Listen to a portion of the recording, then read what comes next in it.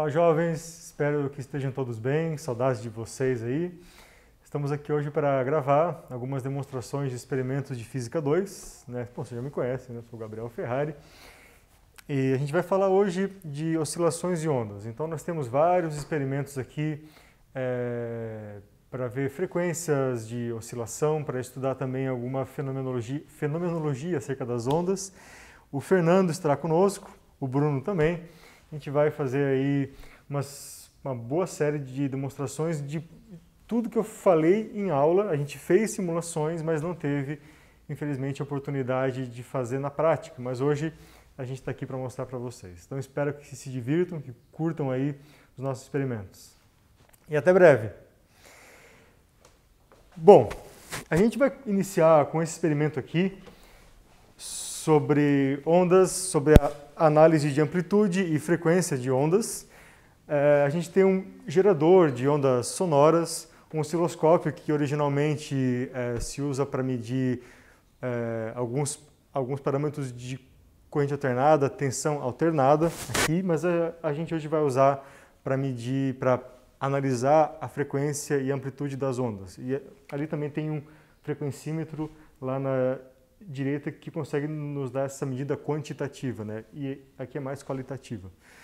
Então, Fernando, se quiser dar um alô aí, se quiser dar um... A ideia aqui, pessoal, vai ser o seguinte: conforme a gente for modificando a onda, a gente vai conseguir ver três coisas ao mesmo tempo. O padrão dela graficamente, o valor que vai aparecer no frequencímetro, e esse frequencímetro também mostra pra gente o áudio.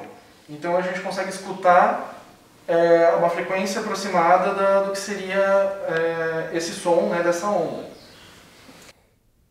E vocês devem se lembrar que a amplitude de uma onda, né, ou a força de uma onda, entre aspas, é essa altura aqui do nosso gráfico. E a frequência se mede com quão próximos ou quão distantes estão esses padrões de comprimento de onda. É isso que vocês vão ver aqui. Então, se a gente alterar a amplitude, vai acontecer isso aqui com o nosso gráfico. Está aumentando, está reduzindo. Isso também interfere no áudio. Quanto maior a amplitude de uma onda sonora, maior a intensidade desse som, maior a força da onda sonora. É o volume, né? E com a frequência, a gente pode ir modificando a frequência e a gente consegue, né, ver o valor e escutar essa frequência que está saindo no aparelho.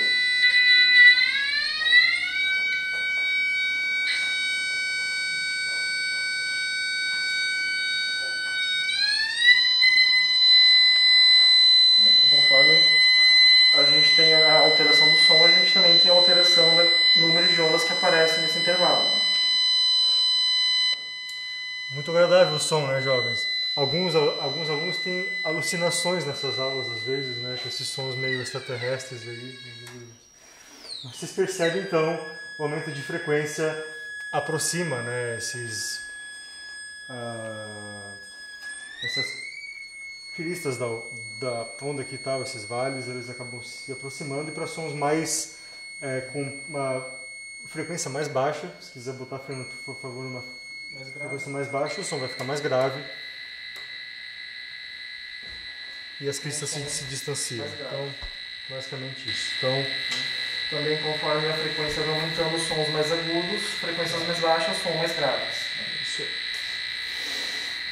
Beleza. Tá feito.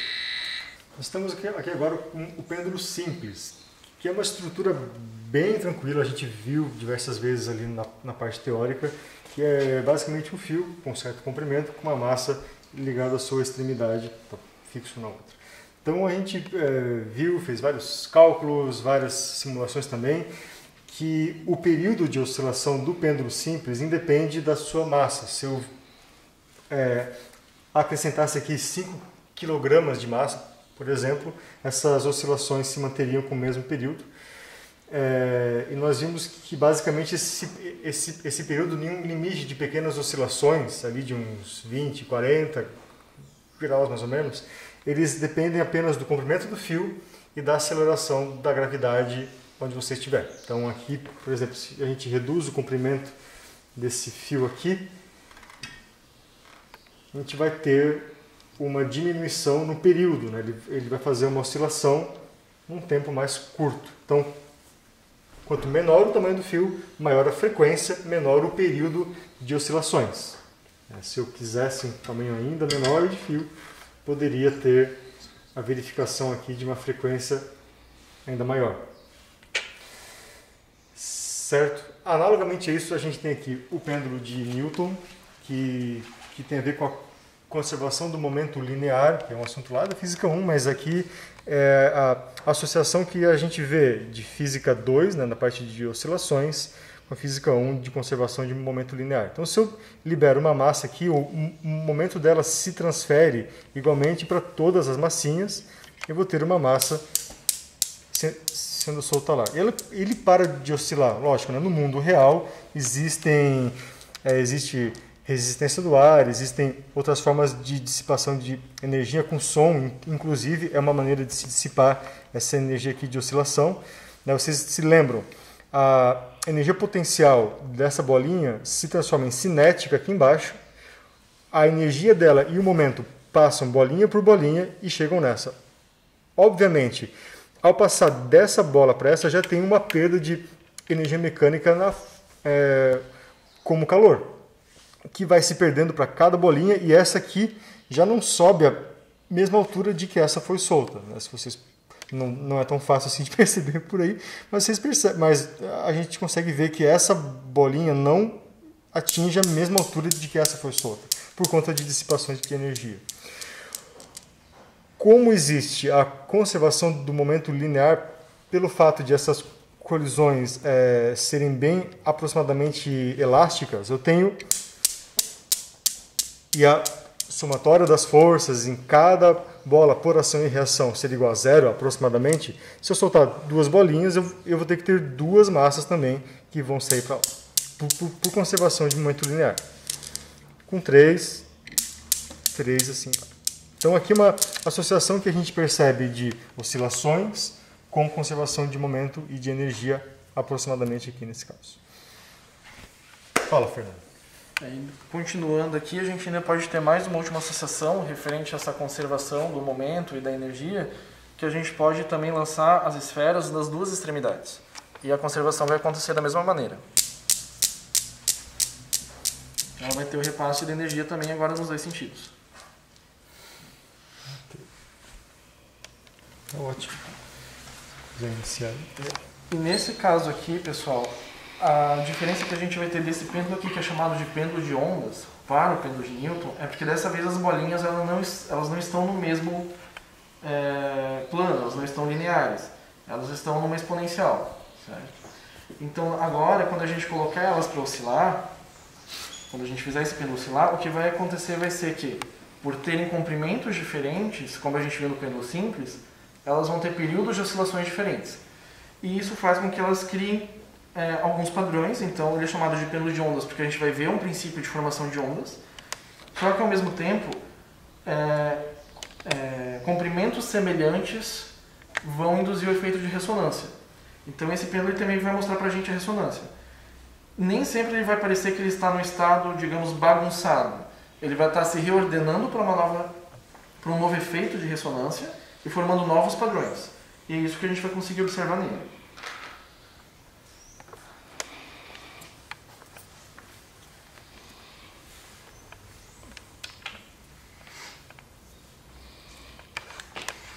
Então é perceptível que a gente tem grupos que se movimentam da mesma maneira, diferente de outros grupos de bolinhas.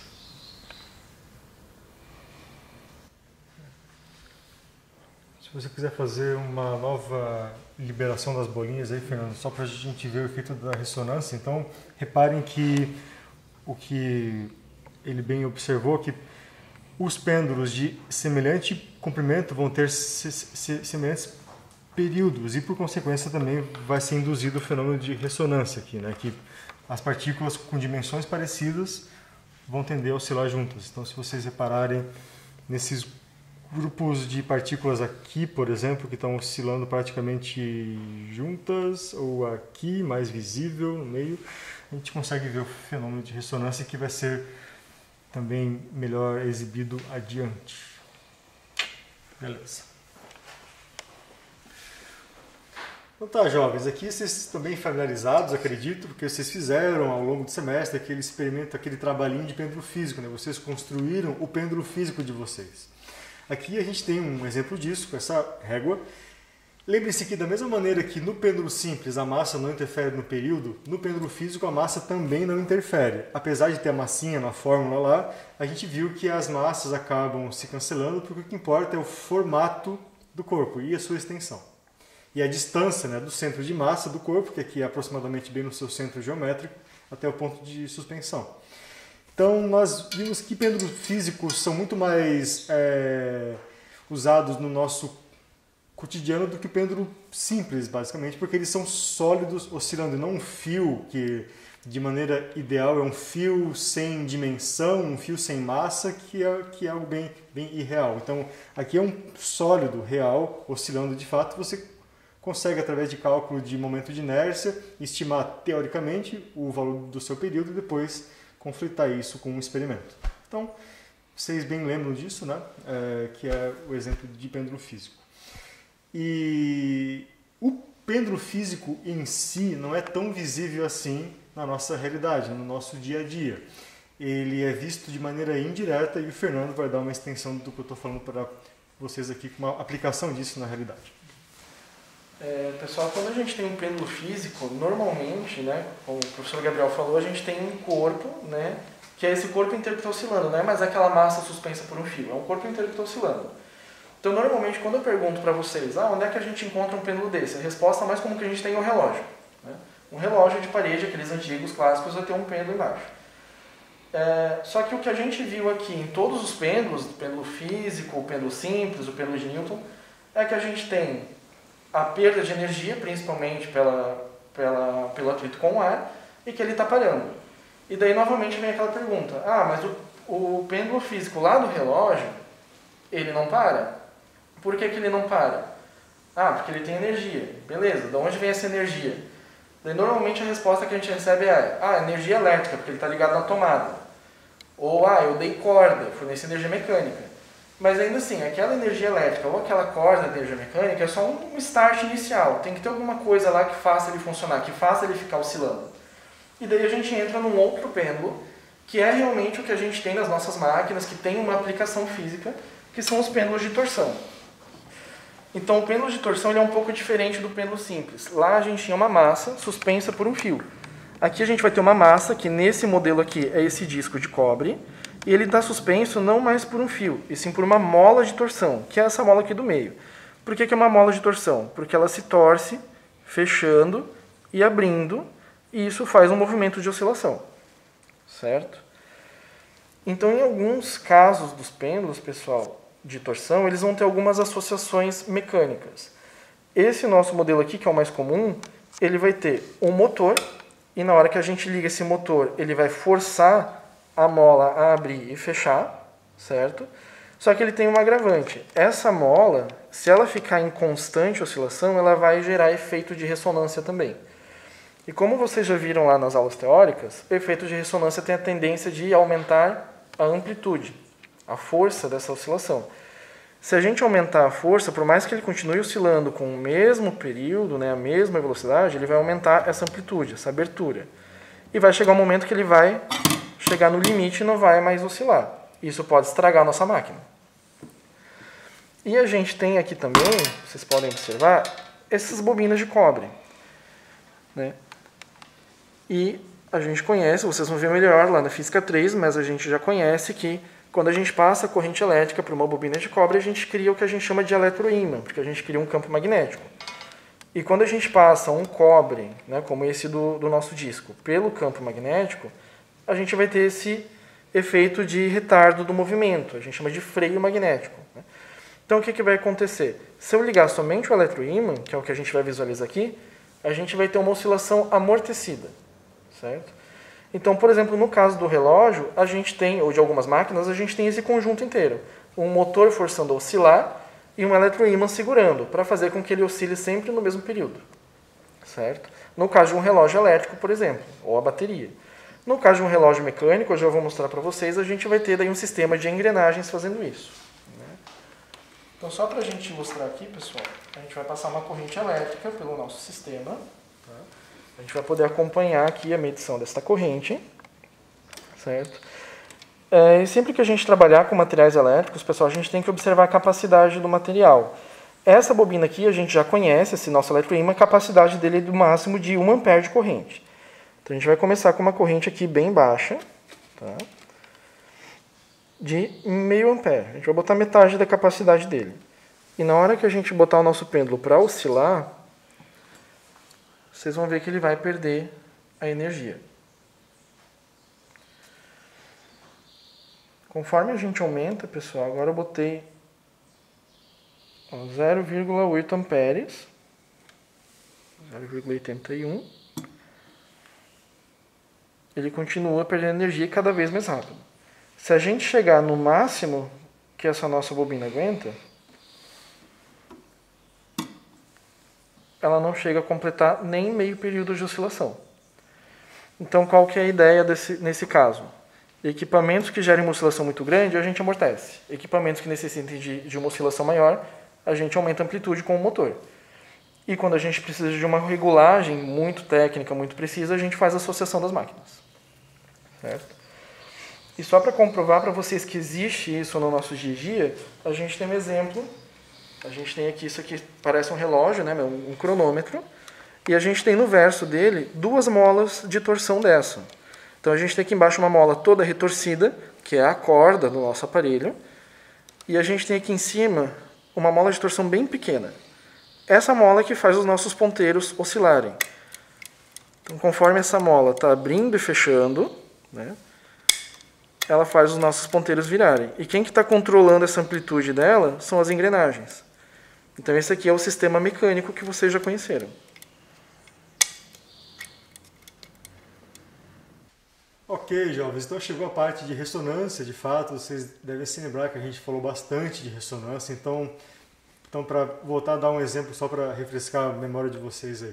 Suponha que você está num carro, está no estacionamento, sinal vermelho, e do teu lado tem um carro com volume no talo lá. Então você percebe que o vidro do carro que está tocando aquele som vibra, mas o teu vidro também vibra às vezes. É porque toda a matéria é composta de átomos, moléculas que ficam permanentemente vibrando em torno de posições de equilíbrio. Então tudo que é matéria, que vocês imaginarem sólido, líquido, gasoso, tudo é feito de moléculas, vocês já sabem disso. E essas ligações são feitas através de sistemas que, analogamente no mecânico, são sistemas massa-mola, ou sistemas ondulatórios que vibram sempre em torno de posições de equilíbrio. Então, ressonância está ligada a isso, ou seja, se você faz com que algo vibre muito perto daquela vibração fundamental, natural de alguma matéria, você vai fazer com que essas amplitudes das interações sejam evidenciadas. E se for um som, esse som vai ser aumentado. Se for uma onda numa corda, essa amplitude da onda na corda também vai ser aumentada. Então aqui nós estamos com alguns aparatos, alguns diapasões aqui na mesa, em que a gente vai mostrar esses efeitos de ressonância para vocês. Beleza? Então, Fernando, vamos seguir aí. O diapasão, pessoal, para quem não conhece, né, que é esse instrumento aqui, ele é um instrumento que normalmente ele é utilizado por músicos, né, quem trabalha com música conhece ele um pouco mais, que ele é usado para afinação de instrumentos, né, instrumentos de corda, normalmente. Por que isso? Porque a característica do diapasão é justamente dele vibrar em uma única frequência, ele é calibrado, preparado para essa frequência, e a gente não consegue mudar. Se eu precisar de outra frequência, eu preciso de outro diapasão. Então, só para evidenciar isso para vocês, quando a gente bota ele para oscilar, ele emite esse som, certo?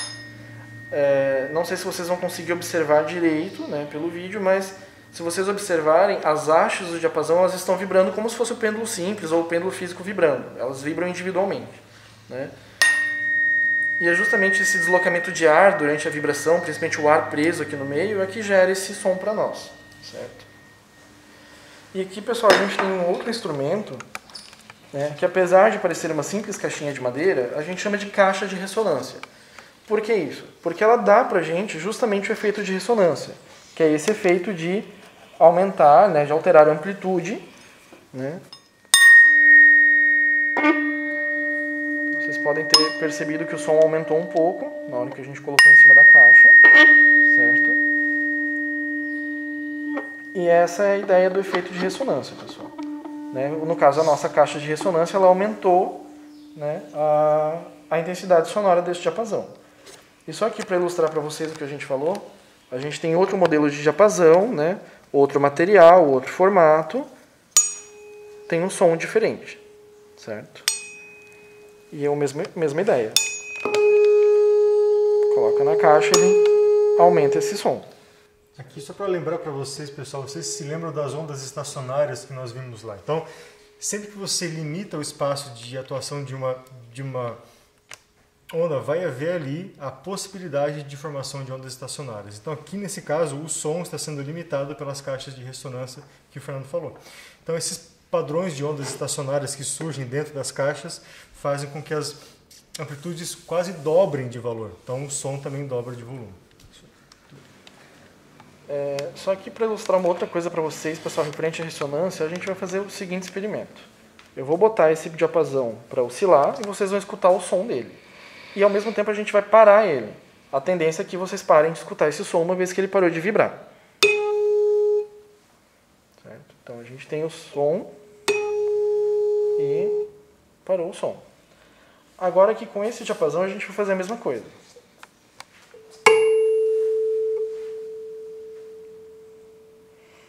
Então vocês continuaram escutando o som, certo? Por que isso? Porque como o professor Gabriel falou antes para vocês, se a gente tem corpos com a mesma frequência de vibração, eles vão acabar induzindo vibração um no outro, né? E a gente vai ter esse efeito de ressonância da propagação da vibração. Então na hora que a gente fez o primeiro diapasão vibrar e a gente segurou ele, o segundo já estava vibrando. Então esse som que vocês continuam escutando é do segundo diapasão. E essa propagação ela é contínua, pessoal.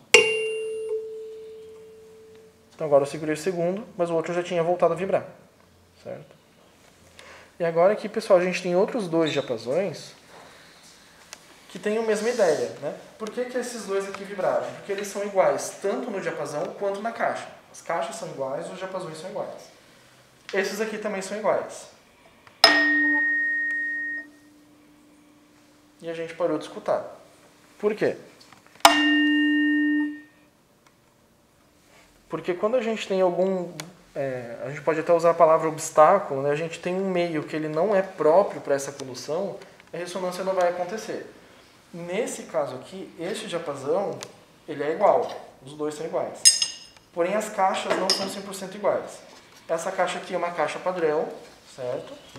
Essa caixa aqui, ela é uma caixa que, acidentalmente, ela foi quebrada. Então, o fato dela não estar perfeita igual a outra faz com que esse ambiente não seja adequado para a propagação da onda, né, dessa oscilação, e não induza a oscilação do diapasão durante esse efeito da ressonância. Então, os dois vão vibrar individualmente. Porém, a gente não consegue induzir um ao outro. Bem, a gente tem um exemplo legal também de ressonância naquele sistema de pêndulozinhos ali. Eu devo ter mostrado para vocês... eu mostrei com os desenhos, né, nas nossas aulas, e a gente quase ia fazer também, mas aí por conta das circunstâncias a gente acabou suspendendo essa confecção caseira aí, porque era um pouco mais difícil também de conseguir material. Mas é um exemplo também que se evidencia o fenômeno de ressonância, em que a gente tem esses pêndulos, e de novo, né, os pêndulos semelhantes vão induzir vibrações em si. O que acontece? Todo mundo aqui está na mesma base. Se eu fizer um desses pêndulos apenas oscilar, ele vai induzir vibrações na base e a base comunica essa vibração a todos os pêndulos. Mas apenas os pêndulos ou o pêndulo semelhante a ele vai receber da sua frequência de oscilação. Então, todo mundo está recebendo, através dessa base, esses impulsos, mas apenas o que é semelhante a ele está oscilando por conta de ressonância. Então, é isso que acontece lá no vidro do carro, que está parado no sinal vermelho, com o som alto e tal. É a mesma coisa que acontece aqui, essas induções de oscilação. Beleza? Então, vocês conseguem ver aqui, né, macroscopicamente, o que ocorre também naquele exemplo lá do pessoal que vai marchar numa ponte, daí marcha numa frequência específica que faz oscilar toda a ponte e ela acaba se rompendo, ou um vento que bate num edifício ou numa ponte também, numa frequência natural de oscilação das moléculas da ponte. É isso que está acontecendo aqui. Essa é a ideia, pessoal, da caixa do diapasão que está quebrada. A gente poderia até assemelhar, por exemplo, quando a gente diz que alguns prédios muito altos possuem molas. Qual que é a ideia? Às vezes, por que tem a mola? Porque o terremoto faz cair, né? Normalmente é muito comum isso no Japão, por exemplo, que tem muito terremoto. Mas às vezes a força do terremoto ela não é suficiente para fazer um prédio cair. Mas a vibração que aquele terremoto causou, às vezes é uma vibração com padrão igual a de vibração do concreto, do aço, do ferro, de algum material utilizado na construção civil. Então o que acontece? Esse material começa a vibrar e faz com que o prédio caia, certo? Então a ideia da mola é justamente fazer isso aqui. Fazer com que na hora que o prédio comece a vibrar, a mola mude essa frequência, ou faça o prédio oscilar em uma outra frequência, e daí ele não cai, porque ele não entra em ressonância, certo? Então a gente tem aqui algumas molas para mostrar para vocês, né, qual que seria essa ideia, pois a oscilação ela acontece nas molas também, como vocês já viram, certo? Então na hora que a mola começa a oscilar, né, ela gera esse mesmo efeito que a gente conhece. E aproveitando o assunto de molas, né, só para refrescar também aí, vocês se lembram que existem molas mais rígidas e molas mais flexíveis, né? Então, amortecedor de carro, por exemplo, é super rígido, uma molinha de caneta é mais flexível, e quanto mais rígida for a mola, quanto maior a sua constante elástica, menor vai ser o período das oscilações feitas nessa mola, ou maior a frequência. Então a gente botou aqui uma mola agora com uma maior constante elástica, mais rígida, e o período das oscilações naturalmente vai ser menor, né? Vai ter uma alta frequência aqui. Certo? E, contrariamente aos pêndulos, né, quando a gente fala de massa mola, a massa sim influencia no período das oscilações. Então, se quiser dar mais umas massinhas ali, mais uns dois mações, a gente vê que a massa afeta sim o período. Quanto maior a massa, maior vai ser o período. Você vê que está mais atenuado agora a oscilação. A frequência diminuiu, o período aumentou por conta de a massa ser maior. Então, no massa-mola, a massa influencia, no pêndulo simples não. Porque a força que faz oscilar um pêndulo é a força da gravidade. Então a gente lembra, fez aquelas continhas, a massa cancela e tal. Aqui quem faz a oscilação é a força elástica da mola, através daquela lei de Hooke. No pêndulo simples já é o peso que faz a partícula oscilar. Então, por isso que ali a massa não influencia. E aqui, pessoal, só para a gente complementar essa parte da ressonância, para a gente finalizar, o que a gente tem aqui é uma caixinha de música, certo? Dessas tradicionais. E o que a gente vai mostrar para vocês é o seguinte: quem induz esse efeito da ressonância também, que propicia isso, é o próprio material. Então, por exemplo, vocês viram que essas caixas de ressonância que a gente tem aqui são todas de madeira. Então, o efeito da ressonância não é pelo formato da caixa em si, é pelo material. Então, aqui eu tenho uma caixinha de música, né? O som dela normalmente é extremamente baixo, né? Não necessariamente vocês vão conseguir escutar direito. Porém, na hora que a gente coloca na caixa de ressonância, a gente vai ter esse efeito, né, de alteração da amplitude.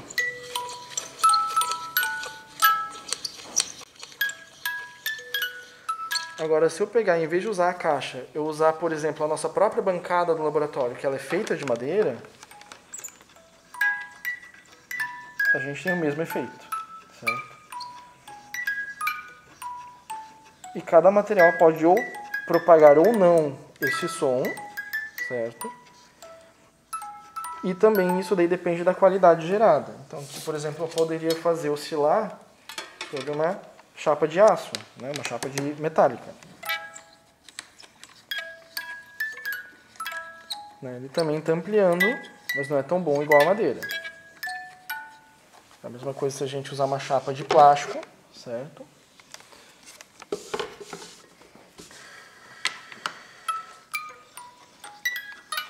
Vocês podem perceber que a qualidade já não é tão boa. É a mesma coisa que a gente comparar um violão normal de madeira e aqueles violão infantil para criança que é feito de plástico. A qualidade não é tão boa. por último a gente tem aqui o vidro, certo? O vidro realmente ele não é tão bom para esse tipo de efeito. Espero que vocês consigam perceber que a amplitude está maior, o som está maior que os outros materiais, mas que ele não tem qualidade, certo? Então, quando a gente vai utilizar a ressonância para um detalhe, um efeito técnico, a gente tem que também levar em consideração o material que a gente vai trabalhar, né? Por isso que, tradicionalmente, por exemplo, os instrumentos musicais são feitos de madeira, que é o que tem a melhor propagação com melhor qualidade para essa finalidade que a gente escolheu, certo?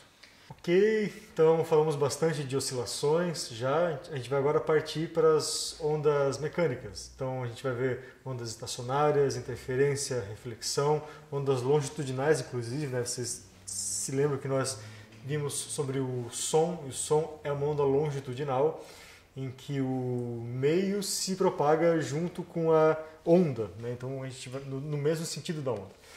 Então a ideia agora com esses dois experimentos com molas aqui, a gente começar a ver as ondas em ondas mecânicas, desculpa. E aí, vamos demonstrar a reflexão, por exemplo, através dessa molinha? Então, pessoal, aqui, quando a gente lança o pulso nessa mola, ela vai se propagar, certo? Até a outra extremidade. Então, o que a gente vai poder ver primeiro na reflexão é que eu vou lançar o pulso por um lado, vou lançar aqui pelo meu lado direito, né? Ele vai refletir pelo lado oposto. Certo? Perfeito. E talvez vocês se lembrem que sempre que o pulso encontra uma extremidade fixa, que é a mão do Bruno, sempre que o pulso encontra uma extremidade fixa, ele inverte a sua fase. Então esse pulso está chegando em uma fase para cá. Quando ele encontra a mão do Bruno, que é uma extremidade fixa, ele inverte a sua fase. Inverteu a fase, voltou para o lado. E é esse padrão também, esse fenômeno de reflexão, junto com interferência, que está ligado com as ondas estacionárias. Então a gente pode ver aqueles padrões de ondas estacionárias, que é uma sequência de várias reflexões e interferências ao longo de uma corda.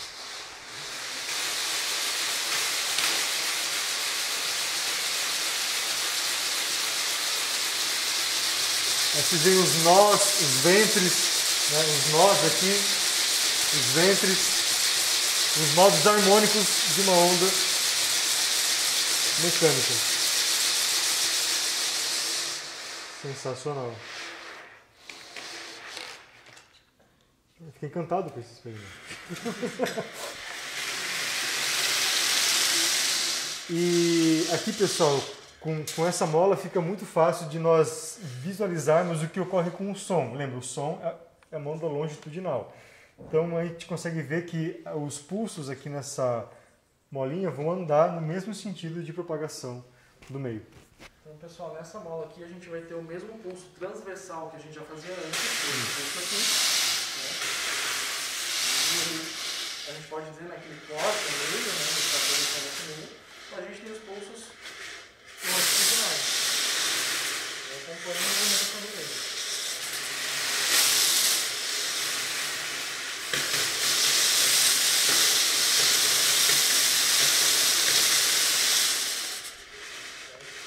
É a mesma coisa, pessoal, vários pulsos seguidos. A gente tem o padrão das ondas estacionárias.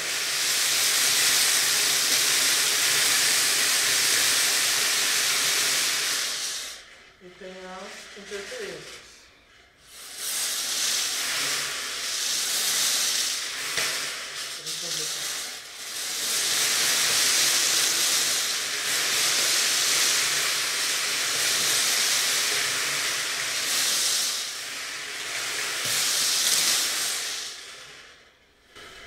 E a gente também pode comprovar que esse experimento, pessoal, que a gente já viu de que as ondas, elas transmitem a energia, né? Mas elas não conseguem propagar a matéria, né? A matéria fica inerte ali no meio. Então a gente colocou essa bolinha ali no meio da mola, né? O que a gente vai observar é que a bolinha ela vai acompanhar a movimentação da mola, mas ela não vai... ela vai até acompanhar um pouco, a mola vai sair um pouquinho do lugar porque é natural, né? Mas ela não vai ser arrastada até o final da mola, como deveria acontecer em outros casos. Um pulso vai andar daqui até aqui, mas a bolinha vai andar, se andar, vai andar 1 centímetro, por exemplo. E nem se compara ao que o pulso vai fazer. Às vezes até a gente tem a impressão de que ela está andando, na verdade ela só está acompanhando esse movimento de oscilação da mola.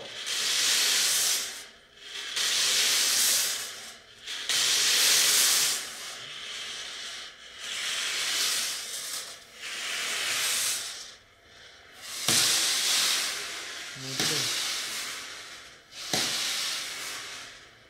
Beleza. Isso também ocorre com as ondas longitudinais. Se vocês forem mostrar as longitudinais, porque vocês poderiam achar que ela ia empurrar a bolinha, né? Mas na verdade ela continua ali. E com som assim, né? Você vai falar com uma pessoa, existe um ar entre vocês dois, mas as moléculas em si de ar, né, o que tiver ali, não vai andar de você até a pessoa. Elas só vão seguir o fluxo da onda ali e ficarem inertes assim como essa bolinha. Então tá, pessoal, dando sequência aqui a parte de ondas, a gente tem os nossos últimos experimentos, também falando de ondas estacionárias. Então, aqueles exemplos que nós já vimos com as molas acontecem aqui agora de modo ainda mais visível ou até mensurável, né, com as ondas numa corda e depois com as ondas sonoras ali longitudinais. Então, como a gente sempre fala, se eu limito o espaço de atuação de uma onda, eu vou ter uma sequência de reflexões e de interferências. E para algumas frequências de excitação dessa onda, aqui no caso inicialmente de uma onda numa corda, eu vou ter ondas estacionárias. Eu vou ter pulsos indo e vindo ao longo da corda, de modo que eu vou ter uma série de interferências ora construtivas, ora destrutivas em cima dessa corda, e eu vou ter aquele padrão, modo harmônico igual a 1, eu tenho um ventrezão, dois ventres com seus nós, e assim vai até o limite de frequências que eu conseguir atingir. Aqui a gente tem um exemplo, então, dessa corda fixa em 2 extremidades. A gente pode medir aqui o tamanho um dia, né, e tal. E aqui um registro de frequências. Essa corda está ligada a um alto-falante que vai registrar em que frequência vai estar vibrando essa nossa corda. Então, tem algum comentário, Fernando, antes de a gente... Não, era só isso mesmo. Nós vamos então fazer essa corda oscilar através do alto-falante em frequências graves. Esse experimento não funciona em frequências agudas, porque daí o alto-falante não vai vibrar, certo? E do momento em que o alto-falante vai vibrando, a corda vai acompanhar esse movimento, né? Ela vai ganhar os pulsos de frente de onda, né? E a gente vai conseguir visualizar. Porém, para a gente visualizar esse experimento, as cordas têm que ser como essas, que são finas. Mas isso ao mesmo tempo prejudica um pouco a visualização do efeito. Então o que a gente tem? Essa corda que a gente usa, ela é fluorescente. A gente vai passar ela para a luz negra e daí vocês vão conseguir ter uma ideia exatamente de como funciona essa abertura da formação dos ventres, né? Ele vai ficar um pouco mais visível e ao mesmo tempo a gente vai ter os nós bem visíveis nas laterais do ventre.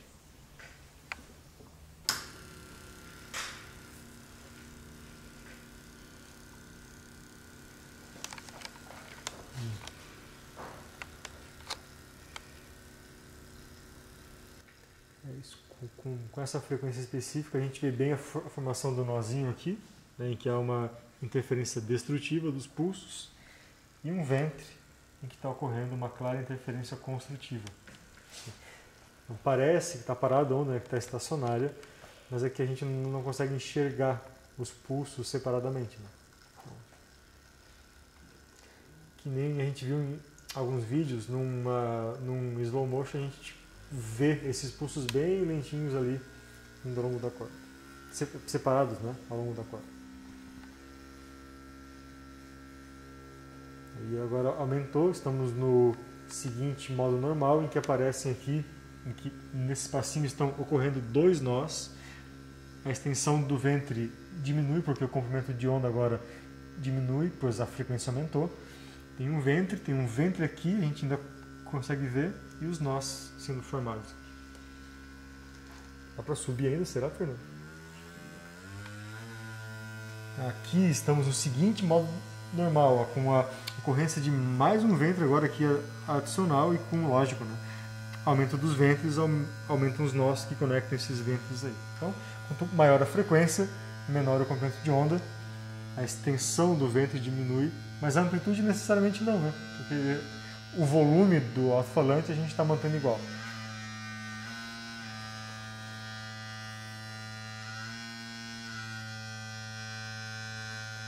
Então, essa é a ocorrência das ondas estacionárias. Muito bem, valeu. Um efeito análogo a esse aí, a gente percebe com as ondas longitudinais, né, com o som. Aqui tem o nosso tubo de Kundt, que eu falei bastante também nas nossas aulas. Aqui no tubo de Kundt a gente tem um pó de cortiça e a gente vai observar o mesmo fenômeno. O som gerado vai ser limitado, né, o espaço do som vai ser limitado aqui nesse tubo e, de novo, por causa da limitação do espaço do som, vai ocorrer uma série de reflexões e de interferências construtivas e destrutivas ao longo desse tubo, e a gente consegue sempre perceber isso através de material leve, aqui nesse caso pó de cortiça. Então, para algumas frequências isso vai ser observado. A única coisa importante aqui, pessoal, é que para esse experimento ele acontecer, até vocês podem tentar reproduzir em casa com um tubo, um alto-falante, né? A única particularidade dele é que o material ele tem que acompanhar o movimento, ele tem que vibrar junto. E para isso ele tem que ser um material que ele seja oco, então ele tem que ser uma cortiça, né? Algum material que tenha o seu interior preenchido de ar para poder oscilar e que não gere estática. Então, por exemplo, o isopor ele costuma ter partículas de ar no meio, porém ele gera estática e ele gruda nos vidros ou no plástico, né? Dependendo do material do tubo. Então ele não é um bom material para isso. O mais recomendado é a cortiça, né? Que não é um material de difícil acesso, né? E na hora que o som se propagar, ela vai acompanhar a vibração que está dentro do tubo.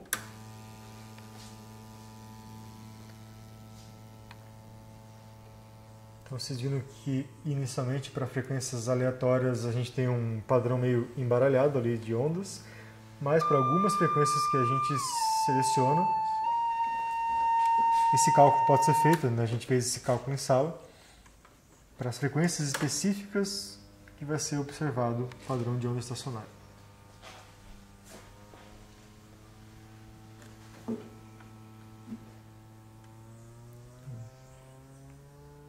Aqui a gente já começa a perceber uma formação. Existem regiões do pó de cortiça que estão se movendo bem menos que as outras. Aqui, por exemplo, tem zero movimento. E tem regiões que se movem mais. Então aqui são as regiões de interferência destrutiva, aqui interferência construtiva. Interferência destrutiva, construtiva.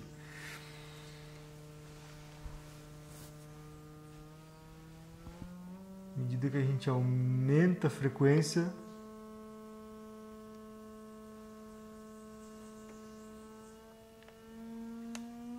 naturalmente vai aumentar a ocorrência desses ventres. Aqui tem ventre, aqui a gente tem outro, a gente está com 2 ventres.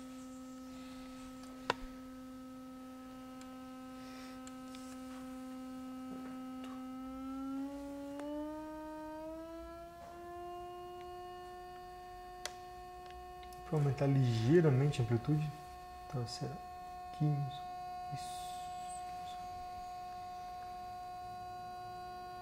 Vocês percebem regiões em que não há tanta movimentação. Aqui está parada a cortiça e aquilo já aumenta. Então, interferências destrutivas, construtivas. Então, o som também é uma onda mecânica, nesse caso longitudinal, né? Ele está correndo ao longo aqui do tubo.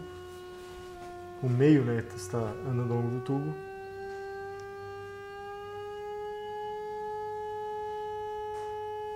Aqui, uma alta movimentação, ventre que seria nó.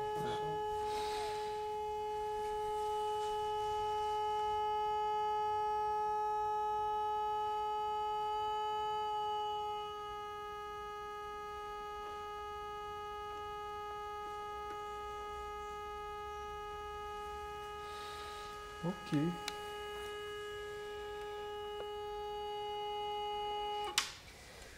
Então tá, isso é bastante importante para estudos de acústica, né? Quem for mexer mais com edificações aí, é bem importante para acústica, é importante também para algumas aplicações de maquinária industrial. E, jovens, vimos bastante coisa de oscilações e de ondas. Queria muito ter vocês aqui, mas não foi possível, como todos sabem. Mas que vocês tenham um ótimo reinício de semestre. Foi muito bom esse tempo que tivemos aí juntos, né?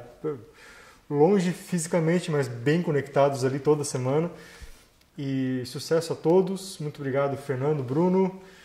Obrigado pela Univalha, pela equipe de TV aí, sensacional, tudo que tem sido feito. E estamos firmes aí. Qualquer coisa nos contactem. Fernando, quiser dar um tchau pro povo aí. Eu só espero que essas demonstrações, né, tenham tirado um pouco das dúvidas de vocês, ou esclarecido um pouco, né, como isso realmente funciona na prática. E espero que, se a gente não possa se encontrar no próximo semestre, né, vocês virem ao laboratório mesmo para fazer esse experimento, que a gente possa continuar fazendo esse método para que vocês possam, pelo menos, continuar tendo essas ilustrações, né. Então, boa aula para vocês. Okay. E espero nos encontrarmos. Muito bem. Tchau, tchau, pessoal.